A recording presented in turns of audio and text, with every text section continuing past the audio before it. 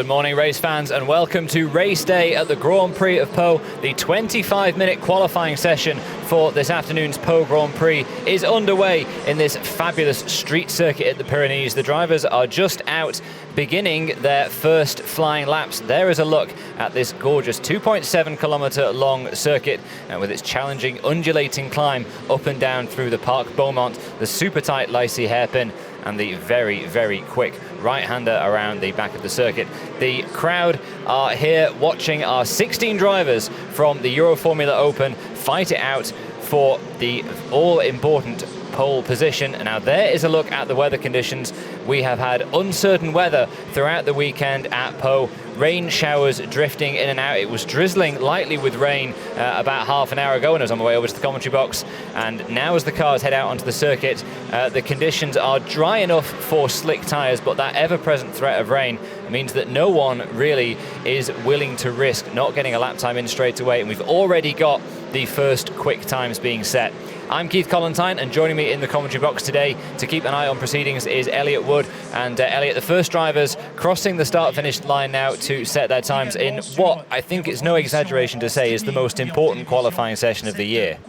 Yes, this is Euroformula Open's first ever visit to Pau, and it will be hosting the Pau Grand Prix, which is in its 78th edition this year. We've had it hosting Formula 1 races, Formula 2, Formula 3000 many decades ago, and now it's Euroformula Open's time. So drivers are going to have a lot to be fighting for today. Indeed, over 80 years of history in the Grand Prix de Pau. It's been won by drivers names like of Tazio Nuvolari, Jim Clark, Juan Manuel Fangio, and more lately even Lewis Hamilton. One new name will be added to that roster of winners later on this afternoon. It could be that man, Billy Munger, heading through the start-finish line at the moment. He was one of several drivers who took a risky gamble to start yesterday's race on wet weather tyres, and a bit of a lock-up as they come down into Gare, which is the first significant braking point on the circuit. That didn't quite work out for him, but the drivers all have a second crack at winning the race today. But of course, it's the second race at Pau, today's race, that carries the exclusive title of Pau Grand Prix. And the lap times continuing to tumble at the moment. Marina Sato just went quickest with a 1:13.8, and that's been beaten by Julian Hansis with a 1:13.6. We're still a few seconds off really quick dry weather times though, Elliot. Yeah, yesterday's qualifying sessions were going into the 1-minute 10s, but as in today we had a bit of rain, some weather confusion, people deciding which tyres to have, and as we saw on the graphic earlier, 91% chance of the rain hitting the track today. We can actually see a few spots in the lens there. Yeah, as I say, there were a few spots rain already. Now, we just picked up there Yuki Tsunoda, one of the two Red Bull Junior drivers. He had fantastic speed in yesterday's race, but flirted with the barrier a little bit as well, but he's a definite contender for pole position. Yes, he didn't complete the full race, but in the laps he did complete, he did set the fastest lap, which earned him one extra point, which would be very crucial in the title fight. And we saw him yesterday do very well in qualifying as well, but later on in the session he did get beaten by his teammate, and we've got his other Red Bull Junior teammate, Liam Lawson, getting held up by one of the Teo Martin cars there, so that won't help his flying lap. It didn't seem to hold him up too much though. He's in a 1:12.572 to set the quickest time of qualifying so far, albeit very briefly, because Marino Sato, continuing to lap very consistently fast, beats it by just under a tenth of a second. The two Red Bull Junior drivers we've just mentioned, both driving for the Motorpark team, as is Marino Sato. And Motorpark, having had experience of running at this circuit over the past couple of years, showed up with what is clearly a fantastic setup on their cars, really well dialed in. They claimed 4 of the top 5 positions on the grid for yesterday's race, and it would be a surprise if anyone beat them to pole position. Who among the field do you think might be the ones to keep an eye on? Looking at the pace yesterday, a lot of drivers did have outright one-lap pace, but on this circuit it's very easy to burn through the tyres because it's a normal road surface. So you've got to look at the drivers who maybe not going fastest now, but are going to time their lap right at the end of the session and put the fast lap in. We just caught there Jack Doohan out in his repaired double R car. There he is, the youngest driver in the field at 16 years old, the Australian, and of course with a very famous motor racing surname. Only the very, very best motorcycle racers are the ones that I can recognise the surname of, but there is Mick Doohan's son, and he was fairly quick yesterday, but also a little bit loose, and he did end his race in the barriers with a few laps to go, but he's got that car repaired now, and he is currently down in 11th position at a 1:13.854, so he's about 2 seconds off the pace at the moment, but the lap times are improving very, very quickly now. He crosses the start-finish line, and the timing screen is changing very, very quickly at the moment. Jack Doohan briefly moved up to 7th. He's already slipped down back into 9th with a 1:12.910, as Yuki Tsunoda does indeed go quickest with a 1:11.531. And we have got just under 20 minutes left in this session. Yeah, and we've got 3 drivers already into the 1-minute 11th, and we're now at a yellow flag at turn 2. We're going to see which car's there at the moment. That's Gar. That's the first major braking point on the lap, and it's pretty much the quickest point on the lap as well. Let's see who it might have been who's caused that. Meanwhile, hustling his Teo Martin car on the track is Lucas Dunner, and off into the barrier. It was down then at Gar. It's Linus Lundqvist, the driver for Double R. Now he's at least lost the front wing. He's already given that Double R team a bit of practice in repairing the car, and Double R certainly can do it in double quick time. Not seeing any obvious signs of suspension damage there, Elliot. I think hopefully that'll just be a question of, actually no, I think that front left maybe not quite right. Hopefully though, he might be able to get back out later on in the session. Yeah, in free practice he had a similar incident where he crushed 2 wishbones on his car. Double R team got it turned around in 15 minutes and then back on track. And just before he did crash, he was hitting a 1-minute 11 lap there, so he was doing very well. But that's probably scuffed his chances of taking pole for the Grand Prix now. Yeah, and the drivers catching him on this part of the lap are going to have their wits about them, because this is a super quick and blind section of the track. The fast right-hander at Park Beaumont, or turn 6 if you prefer. He zigzags now through Foch. That was the corner that caught so many drivers out in yesterday's race. But Linus Lundqvist heading his way back. He had set a reasonably quick lap time. He was 4th quickest with a 1:11.972. Yuki Tsunoda still the pace setter at the moment. Liam Lawson's gone up into 2nd place, just over a 1/10 of a second slower than his teammate. But that the fight there between the 2 Red Bull Junior drivers really is one to watch, not just in terms of this qualifying session and this race, but also perhaps for the championship as well. It was a big setback yesterday for Tsunoda, failing to bag any big points while Lawson went off and took the win. Yeah, he had looked very strong prior to that, and he's now, looking at the point standings, over 30 points behind his teammates. So it's an uphill struggle to get past. But street circuit, it's very difficult to overtake on. So if he does qualify ahead of Lawson today, he should find it a little easier to hold him behind. We should say, of course, it's very, very early days in terms of the championship, but at no stage really can you afford to go throwing points away. But Tsunoda looking superbly committed through Foch on that time through, really, really attacking the curbs. And as you can see, the curbs here are not the special manicured racing curbs, at least not for the most part of the track. They're riding right up on the standard road curbs that have just been painted for the purpose of this event. Tsunoda accelerates out of the quick corners at the end of the lap and drives towards the line. Liam Lawson's just gone fastest of all in the middle sector. It is not an improvement for Yuki Tsunoda that time around. He remains on top, and Marino Sato has just matched pace setter Yuki Tsunoda's lap time. He does a 1:11.531, so the 2 drivers at the top of the times identical to within 1,000th of a second. That knocks Liam Lawson down into 3rd position. Lawson only 0.04 of a second off the pace as well, and I think that was Tsunoda locking up and going very wide at the Lycée. So it is as close as you could possibly like at the top of the times. Tsunoda currently fastest by dint of setting that time first, and we've got 2 drivers into each other. Billy Munger broadside in the middle of the circuit, and one of the Teo Martin drivers has gone into the side of him. I believe that may be Aldo Festante, looking at the bright coloured helmet. Now, we've got another of the Teo Martin red cars flag on the session then. Christian Halm was very quick into the accident scene there, but we've got qualifying suspended back in the pits. That's Lucas Dunner, one of the other Teo Martin cars, so we can exclude him from the potential drivers who may have been involved. You are indeed quite right. That is Aldo Fastanti who'd gone into the side of Billy Munger's car. It doesn't look as though there's a terrific amount. Maybe he hadn't actually even hit him and it just had to come to a stop shy of him. Jack Doohan in the background has also been held up by this incident. There's 2 more cars approaching the accident scene, but of course they're under red flag, so they will be going very slowly. Billy Munger gesturing for some assistance from the marshals.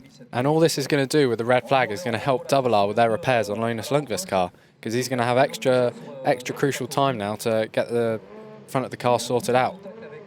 And back in the Double R garage, they are already refitting wheels to the front of his car, so that's good news for him indeed. Aldo Fastanti is back on his way and picking his way through the accident scene. Nikolai Kiergaard, another one of the drivers who found his way into the barrier. So that incident happened in the transition from Park Beaumont and the entry to Foch from turns 6 to 7. That's a very, very tricky part of the track where the cars are going very, very quickly. They're loaded up in a very fast right-hander, and then the drivers have to flick to the left, and that is a point at which we've seen quite a few drivers lose their cars. Yeah, because it's off-camber, over-the-crest, blind corner. You have an ultimate combination of difficulties there. You see a lot of drivers locking the brakes and letting the rear end go loose. And it takes a lot of skill to then keep the car stable and get it changed a bit of a direction flick through the next corner.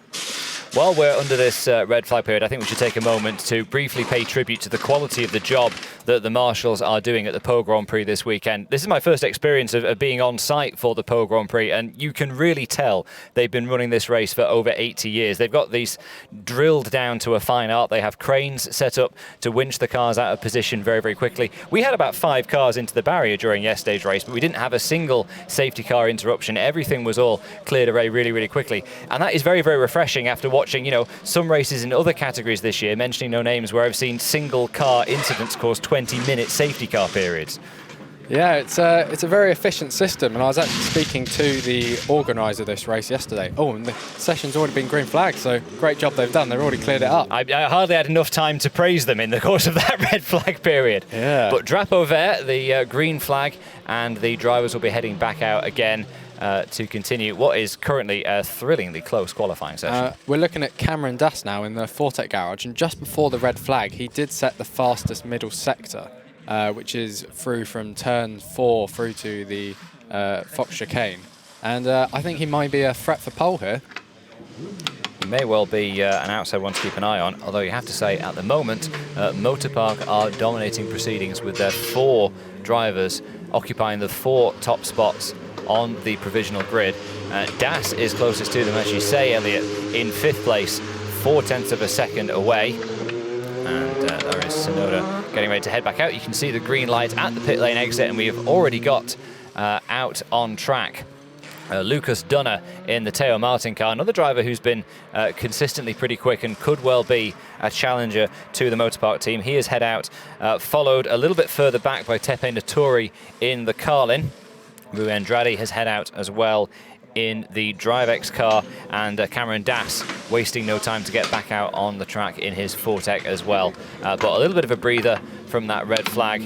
We're about to head out again. There is Marino Sato, currently co-holder of the quickest time in this qualifying session, but second place by dint of setting it after his fellow Japanese driver Yuki Tsunoda.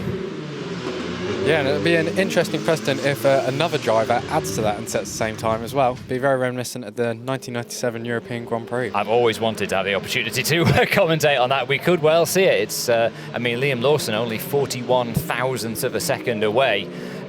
What must go through your mind as a racing driver when you're 41 thousandths of a second off the quickest time? There is Liam Lawson, and not quite on pole position. I mean, he would be absolutely certain that you can go out and pole position is potentially in his hands. Yeah, and a lot of the drivers said yesterday that although they were going into times that are very quick, there's still a lot of improvement left. So they'll still be trying to push the limit, but having seen other drivers crash, maybe they want to be a little bit cautious as well. So you've got to look at both sides of the coin there when you're attacking the corners. And of course the track conditions will be ramping up and improving all the time. The racing line will be getting cleaner. We've got so many different support categories out on the track. The track is basically never quiet. There's always Renault Twingos or Porsches or Formula 4 cars or Euroformula Open cars out there, but they will all be laying down the rubber that's particular to their championship. In the Euroformula Open, they use Michelin. They'll be starting to grip up the racing line with their rubber. and finding a little bit more speed there, as heading back out once again goes Christian Hahn. Now Hahn was very quick in practice on Friday, but he had a rough all day yesterday, clipped the barrier in qualifying, and he crashed in the race as well. Oh, and he very, very nearly puts in the barrier as well at Brisson. I wonder if we're having a few more drops of rain now. It may well be, but the fact is this is his outlap on brand new non-scrub tyres. This is a brand new set of slicks, so it's quite likely they're not up to temperature yet, and he's misjudged how much speed he needed to take into that corner. Well, that may well have interrupted his build-up for this lap, because he was rounding turn 9, which is Buisson, which is the last sort of major corner before the start of the lap. And curiously, Christian Hahn and his team manager have been summoned to see the stewards after qualifying. I haven't seen anything that would indicate why that might be the case. Certainly he's a bit occupied at the moment, lapping the 2.7 kilometre Po circuit and trying to improve on his current provisional qualifying position of 7th place. Now we've got a lot more drivers heading out onto the circuit. Liam Lawson already on track, and there goes Yuki Tsunoda, current provisional pole sitter, rejoin the track as well, and I think that could be another fresh set of tyres, Elliot. It does look like it, and Yuki Tsunoda left a lot of time compared to everyone else when coming out the pits now, and as you can see, there are no other cars around him, so he's ideal track position to set a fast lap. He has got, I think that was Lucas Dunner gaining on him. Dunner down in 10th position at the moment. I would say definitely capable of improving on that, but Yuki Tsunoda is going to have to keep an eye on his mirrors and make sure that he doesn't get in the way of the driver behind him. There he is, accelerating out of the Lycée, and I think the Theo Martin car has already managed to find a way past him. So Lucas Dunner will be pressing on to try to improve his lap time. We've not seen any green sectors as yet from any of the drivers, which would indicate that they are improving their lap times, and the few spots of rain that we're seeing on the camera lens suggests that things may have got a little bit slick again. That was Guillaume Samaya making his way past Yuki Tsunoda. And it's worth mentioning that Double R did repair Linus Lundqvist's car in time, because he's back on track. And once again, another excellent repair job by them. Yeah, they did the same thing in free practice on Friday, and he's currently in 6th place. Hasn't improved on the lap he set earlier on. He was one of the first drivers to get into the 1:11, so he obviously knows how to set a quick lap round there. Well, now we are starting to see some improvements. Lucas Dunner bettered his final sector time. I think he did lose a little bit of time at the beginning of the lap behind Yuki Tsunoda. He stays 10th for now, but Cameron Dass, Elliot, the driver you picked up, is improving. And here is Linus Lundqvist back out in that repaired Double R car. He's still 6th quickest, so he is very much in the hunt for the top 5 places. But Cameron Dass is the driver improving at the moment. He does a 33.4 in the middle sector. That's not a personal best for him, but it could put him in with a shout of improving. He's currently 5th and needing to find around 0.3 of a second to move up ahead of Julian Hanses. And here is Cameron Dass, and he crosses the line, and he hasn't improved his time. He stays in 5th for now, but this is a pretty encouraging run from the 19-year-old American. Yes, and it's also interesting to see that we've got the top 11 cars spread by just 0.8 of a second around the street circuit. So it demands a lot of skill, but all the drivers seem to be very close. And it does put a premium on making sure the drivers get the best out of the various slow corners that lead into long acceleration zones, particularly Gar down at turn 2, and then when they come out of Lycée at turn 4 into the very quick section that Cameron Dass is winding his way through at the moment. The quick right-hander at Park Bowman into Foch, straighten the car up, clamber all over the curbs, keep it well out of the barriers. That was a neat and tidy line from Cameron Dass, starting to build up his confidence in the car. Jack Doohan has just improved his lap time. He goes 11th on a 1:12.322. And Julian Hanses, the man that Cameron Dass is trying to beat, is improving his lap time at the moment as well. That could be bad news for Liam Lawson. Crossing the start-finish line. There goes Julian Hanses with the fastest time, a 1:11.479. Hanses moves on to provisional pole position by 0.05 of a second over his Motorpark teammates Yuki Tsunoda and Marino Sato. So the fight for pole position is back on, and there's improvements going on all throughout the field. Christian Hahn moves up to 5th with a 1:11.765, and Tepi Notori is up to 6th on a 1:11.904. That's pushed Cameron Dass down, who we were looking at a few moments ago. He's down into 7th position. but it looks like the track conditions are ripe for an 8-minute shootout for pole position. Yeah, and we do see spots of rain on the camera, but I believe they're the same spots of rain that are on the cameras at the beginning of the session. And there's a lot of personal best sectors going along further down the field. And interestingly, Sonoda and Lawson, who were our two leaders at the beginning of the session, haven't improved on their pre-red flag laps. Yeah, they did come out of the pits a little bit later than some of the other drivers. So particularly in the case of Sonoda, you have to wonder if it's maybe going to take him a lap or two more to get the tyres up to optimum temperature. It's coming back across the line. Our current pace setter, Julian Hanses, we've got a yellow flag at turn 3. That's the left-hander at Oscar. And we will see what may have caused that. And in the barrier is Jack Doohan as he ended yesterday's race. And he is out of the car, so that is his qualifying session over. He will start no higher than 12th on the grid. Another big disappointment for the young Australian driver. It is a tough introduction to Po for him. Yeah, he's shown good pace, but had several incidents. But as we can see here, there's only a small distance that the marshals have to pull the car to. So we should. Oh, the session has been red flags.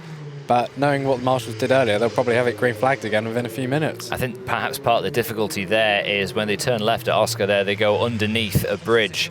And so using a crane to recover that car may be difficult. But as you say, there is a little escape road on the exit of the corner, which they can push the car into. And that should allow them to get the car recovered. There goes Billy Munger, who caused the previous red flag interruption, heading back into the pits with 7 minutes to go. So that will have been a frustration for some of the drivers who were improving their lap times. And I can't help but notice, Elliot, on the time screen for Jack Doohan on the previous lap, the telltale fastest personal best sector on the previous lap. So he was clearly starting to get his iron, starting to feel like the car was working for him, gaining a little bit of confidence, and then just asking a little bit too much. Yeah, it's a complex corner turn 3 because it's uphill, then you go under a bridge, and it's a really tight hairpin. So you got to wonder he'd be pushing it right to the edge there and not realising it was slippier than he presumed. When the session does restart, the clock has stopped, so we will still have 7 minutes left. And I believe that will give drivers maybe 3 or 4 laps at most. Yeah, but as we saw, it did take a couple of laps for them to start getting the best out of their tyres on that previous run. So, whereas after the last red flag, we saw a couple of drivers biding their time to rejoin the circuit, I was just about to say, I think we'll see a bit of a queue at the pit lane exit, and sure enough, we've already got one. The drivers wasting no time at all. That's Julian Hanses, our current pace setter, the Motorpop crew, giving him a quick push, although he doesn't appear to be in the fast lane at the moment, so he might be heading back to his pit box for a moment and perhaps a quick debrief while he has the opportunity. There is Tepe Naturi, currently 6th fastest for the Carlin driver. That would be a pretty good starting position for the Japanese rookie. And once again, the session is resumed. The clock begins to tick down again. 7 minutes left to decide who starts the Po Grand Prix from pole position. And it is as close as you like. We have got 4 drivers, less than 1/10 of a second between them at the top of the times. Julian Hanses is quickest on a 1:11.479. We've then got Yuki Tsunoda and Marino Sato both on a 1:11.531. And then Liam Lawson, yesterday's pole sitter, a 2-time pole sitter already from the 3 races so far this year, 4th on a 1:11.572, within 1/10 of a second of our pace setter. The field are back out onto the track for a last crack to decide who will set pole position for this afternoon's Po Grand Prix. Yeah, and it looks like Motorpark are employing the same strategy again. They're leaving a few of their drivers in the pits a little longer to get more space on the track, and that's another of the Red Bull cars being pushed along to their pit box. That is Liam Lawson. And I don't imagine he'd be very happy with 4th place on the grid, given how well he's run so far. It doesn't seem to be any signs of any problems there, though. There's no anxious rummaging around the car, no sign of any agitation. I think they are just biding their time, waiting to send him back out again. And we're going to get our first car completing a lap since the restarts. That'll be Lucas Dunner of Teo Martin Motorsport, and behind him is the repaired R racing car of Linus Lundqvist. So we're hopefully going to see Dunner cross the line in a few seconds and see what lap times drivers are setting already. Lundqvist was up in the top 5 before he had that brush with the barrier. He's slipped down into 9th position now, but he may well be another driver who can improve and get in among the front runners. And there goes Liam Lawson out onto the circuit. We've got just over 5 minutes remaining, and once again, we're waiting to see where the first improvements are going to come from as the drivers head onto the circuit. 2.7 kilometre track, 16 cars, although Jack Doohan isn't going to be doing any further running, so there should be enough time for all of them to get a little bit of clear air. Although you have to say, Elliot, towards the end of the lap, we have that very, very fast run towards the start-finish line. If you can pick up a sniff of a toe along there, it can really help you find a few extra hundreds. It really can, and we saw that especially in the race yesterday. Looking at Lawson now, he's only on his outlap, but he is sliding everywhere. Yeah, and there was a slippery track flag just down there at the entry towards Park Beaumont. So have we had a quick shower again, and there is another slippery track flag. So I wonder if the conditions have just deteriorated a little bit, and if that is going to prevent the drivers from being able to improve. The drivers do look a little bit more tentative than they were before. Yeah, they're being very careful on the throttle because the rear wheels are spinning almost as immediately as they hit the pedal. And we've got the team manager and the driver of car number 7, that's Jack Doohan, being called by the steward. And Doohan has crashed. I don't think Doohan would have spilt any oil on the track there. And he crashed very early on in the lap. But you do wonder why there's slippery surface flags across the circuit. And we got another telltale sign, perhaps, though. That's our pace setter, Julian Hanses, heading straight back into the pits. And so, too, is Liam Lawson. Have they taken one look at the conditions and decided, nope, we're not going to find any improvements out on that? Teo Martin Motorsport actually held Aldo Festante in the garage, so maybe they saw that coming. Well, Yuki Tsunoda, currently second fastest, is still out on the track. He's approaching the pit lane entry now. He's coming in, and we do have rain at the circuit, so I think that is going to prevent any further improvements. We're not seeing any green sector times, no personal bests for any of the drivers on the timing screen at the moment, and that may have just secured pole position for the Pau Grand Prix for Julian Hanses, and massive power slide out of the Lycée there for the Teo Martin driver. That was Lucas Dunner, I think, making his way back to the pits. But I think with 3 minutes left, this qualifying session may well have run its course. Yeah, and it's a shame for the fans that they're going to possibly miss out on an extra 2 minutes of action, but these drivers will want to be keeping their cars undamaged, ready for the race later on, because it is the Pau Grand Prix, and it will mean a lot. And looking at the times, they are setting 30 seconds in the final sector, the ones that have stayed out, which suggests that the track has got really slippy, because even in the straight line sections, they're significantly slower. Yeah, and as you say, none of the drivers wanting to risk any potential damage to their cars, so heading their way back into the track, and it's doubtful that the track, well, it's extremely doubtful that the track would be able to dry out in time for anyone to have any improvements. And back in the pits, Julian Hanses is already getting a pat on the back from the Motorpark team because that is, to all intents and purposes, business concluded for this qualifying session. There goes Christian Hahn. He has qualified in 5th position, which I think is a better reflection on the pace that he showed than he managed in yesterday's qualifying session. And perhaps the Carlin driver can also take a little bit of satisfaction from being the highest non-Motorpark driver on the grid, as we have the Motorpark team locking out the top 4 places. I'm going to head down to the pit lane now to Alfredo Filipponi, who's going to interview our pole man, Julian Hanses of Motorpark.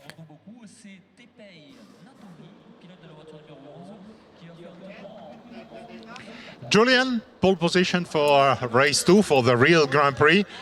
You must be happy. Yeah, I'm really happy. I'm so thankful for the team. They did a mega job. So we drove out on new tires and directly used the best track conditions where other were driving out. So the timing was mega. I think the car was mega. Everything was just perfect. Completely my conditions. Yeah, your strategy was very clever. So you got congratulations. Your strategy was very clever to get a lap quite soon into the session because the weather conditions were a question mark. Yeah, sure. At the beginning, it was not clear if it gets rain. So we said just put one fast lap down, which is not too high on risk, and then it was about getting the lap. So when I had already the lap, it was all about getting the lap together to get the pole. I already said to my mechanics and everyone, I want to get that pole, I want to win that Grand Prix, and I will give everything. Yesterday I worked really hard in the evening to make progress, and now we're on top. Looking Perfect. Thank you. Thank you very much. Good luck for later. Thank you.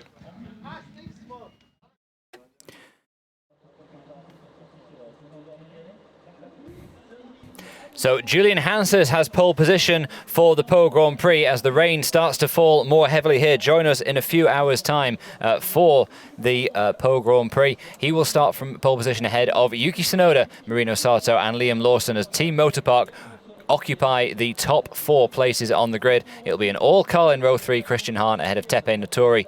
Cameron Das qualifies 7th ahead of Lucas Dunner. 9th place on the grid will go to Linus Lundqvist ahead of Guillaume Samaya. Great work by the Double R team to get Lundqvist back out in that qualifying session. Billy Munger qualifies 11th. Jack Doohan, who caused that second red flag period in that qualifying session, will be 12th, followed by Callum Williams and Nikolai Kiergaard. And the back row of the grid will be Aldo Festanti and Rui Andrade. So that sets the grid for the Pau Grand Prix. Thank you very much for joining us. For me, Keith Collentine and Elliot Wood, we look forward to seeing you in a few hours' time for the race itself. Bye for now.